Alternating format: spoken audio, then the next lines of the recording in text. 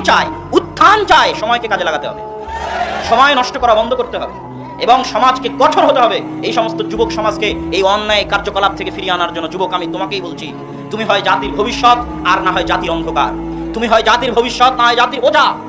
তুমি নিজেকে নিয়ে ভাবো, আমি কোরআন হাদিস দিয়ে নসিহত করার চাইতে তোমার ব্যক্তি জীবন দিয়ে নসিহত করার প্রয়োজন অনুভব করি বেশি। তুমি যদি আজকে পাবজি ফ্রি ফায়ার খেলো, তুমি যদি আজকে তাস জুয়া খেলো, কালকে তুমি ফকির মিসকিন হবাই হবা, কালকে তুমি ভারতের গোলাম হবাই হবা। আজ রোহিঙ্গাকে কচুকাটা করে তাড়িয়ে দিচ্ছে, কাল তোকে কচুকাটা করে তাড়িয়ে দিবে। আজ আফগানিস্তান ফিলিস্তিনে বোমা বর্ষণ হচ্ছে, কাল তোর বাংলাদেশে বোমা বর্ষণ হবে। যদি পাবজি ফ্রি ফায়ার খেলে দিন পার করে, তাস জুয়া খেলে দিন পার করে, এটাই নিশ্চিত সত্য, এটাই পৃথিবী পরিচালনায় আল্লাহর বিধান।